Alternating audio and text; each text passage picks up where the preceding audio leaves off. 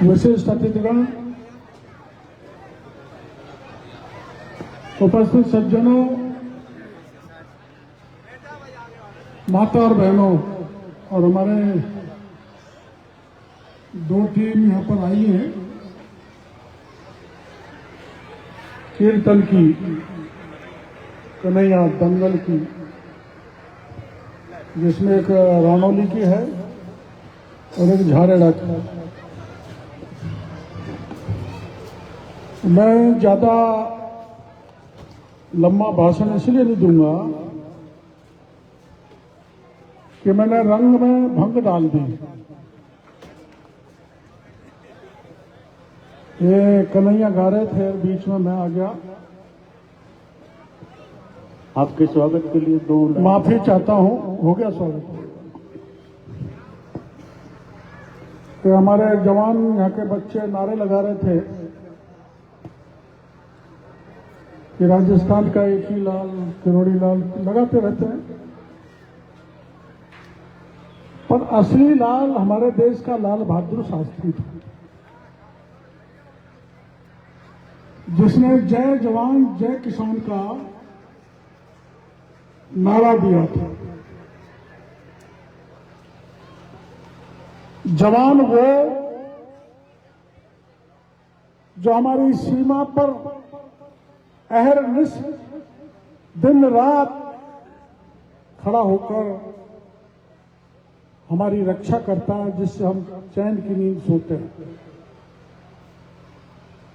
चाहे कितनी भी विषम परिस्थितियां आए, चाहे तूफान आए, चाहे आंधी आए, चाहे बर्फ की बरसात पड़े, और 24 घंटे सीमा पर नजर रखता है हमारा जवान कि दुश्मन की अगर कोई टेढ़ी नजर हिंदुस्तान की तरफ की तो नेले पे ढेला मारने का काम हिंदुस्तान का जवान करता है। और आपको पता है, जब पहलगाम की घटना हुई थी, हमारे 9 यात्रियों को पाकिस्तान के आतंकवादियों ने मार दिया था, ऐसा जवाब दिया, अंदर घुसकर जितने भी पाकिस्तानी आतंकवादियों के अड्डे थे, सैकड़ों किलोमीटर अंदर घुसकर हमारे जवानों ने सारे अड्डे ध्वस्त कर दिए और पाकिस्तान का सारा नशा उतारने का काम किया। तो हमारे जवानों ने ऐसे जवान यहां नारा लगा रहे थे, वो ये भी नारा लगा रहे थे कि देखो देखो कौन आया, शेर आया, शेर आया। ये नारा भी ठीक नहीं है। देखो देखो कौन आया, बाबा आया, बाबा। ये नारा लगाओगे तो ठीक लगेगा, क्योंकि मेरे बाल सारे सफेद हो गए। मैं भी गर्म पानी लेना, रास्ते में आ रहा था तो पुल बन रहा था, तो मेरे साथ एक खलीब का भाई था। मैंने ये पुल किधर से किधर जाएगा, एक सिरा खलीब को जाएगा, एक मोचा कपुरा को जाएगा। इधर खलीब के खेत हैं, इधर मोचा के खेत हैं। मैंने चप्पा चप्पा देखा हुआ है। ये किसान है, सारे किसान। तो लाल बहादुर शास्त्री ने जय जवान के साथ जय किसान का उद्घोष किया था। वो किसान जो कड़ाके की ठंड में रात को 1:30 बजे भी खड़ा होकर विपरीत परिस्थिति में फसल पैदा करके मेरे देश का पेट भरता है, ऐसे किसानों को मैं बहुत बहुत नमन करता हूं, चाहता हूं, नमस्कार करना। आपको पता है, मैं कृषि मंत्री हूं। किसानों की जिम्मेदारी मेरे को मिली है। और जैसा विभाग मिला है वो भी आधा अधूरा सा है, लेकिन उसकी शिकायत नहीं करना चाहता। कैसा भी विभाग मिले, काम करके दिखाने की जरूरत है। और मैंने, आपने सुना होगा, आपने पढ़ा होगा, आपने टीवी पे देखा होगा, सोशल मीडिया पे देखा होगा, आपने कभी भी नहीं सोचा होगा कि किसानों को नकली खाद दिया जाता है। आपने कभी भी नहीं सोचा होगा कि किसानों को घटिया बीज दिया जाता है। हमारे केंद्र के कृषि के मंत्री शिवराज सिंह चौहान है, उनका एक दिन मध्य प्रदेश से मेरे पास फोन आया कि मेरे मध्य प्रदेश में जो पेस्टिसाइड आपके वहां से आया था, सारी सोयाबीन की फसल को जला दिया। किसान भाइयों, हम खेतों में जहर डालने का काम कर रहे हैं। हमारे खेत बंजर बनते जा रहे हैं और उसमें भी नकली खाद।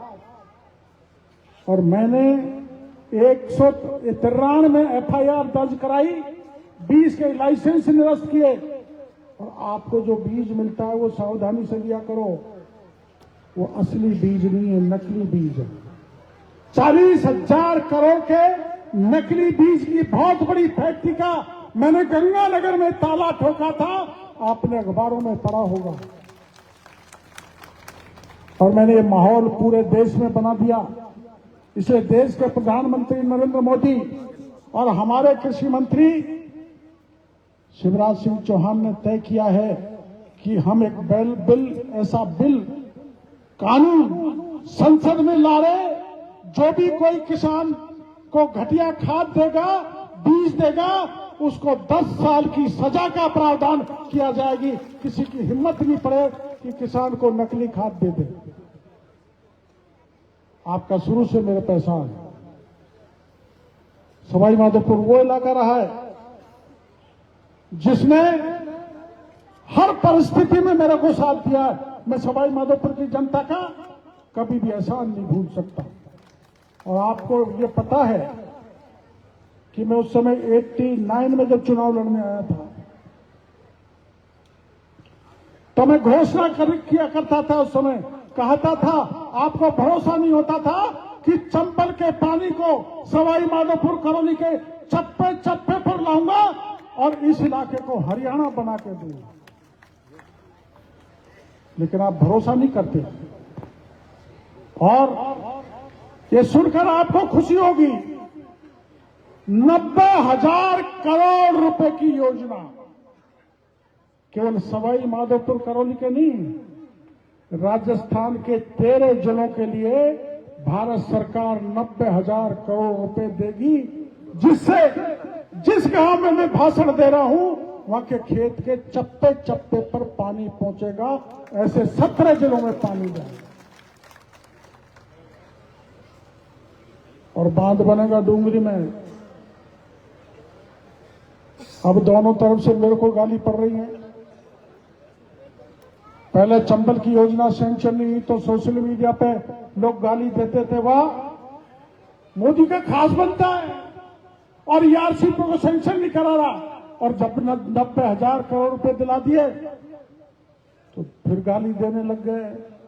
आपके यहाँ के भी 2-3 बच्चे हैं, बहुत चलाते हैं मेरे खिलाफ कि गांव नहीं हटने देंगे। अरे भाई, जब बांध बनेगा कुछ गांव तो हटेगा ही। लेकिन ये को प्रचार कर रहे हैं कि 78 गांव हटेंगे, नहीं, केवल 9 गांव हटेंगे और उनको भी अच्छी जगह पर अच्छी जमीन देकर बसाने का काम हमारी सरकार करेगी। इस बात का भरोसा समूचे किसानों को देना चाहिए। इस गांव में मेरी रिश्तेदारियां भी हैं, मेरे मित्र भी हैं। हमारे गमन जी जो इनकम टैक्स के एक्साइज के सबसे बड़े अफसर रहे, बहुत सज्जन व्यक्ति, और पूरी बस्ती ने मेरे को न्योता दिया। मैं पूरी बस्ती के न्योते पर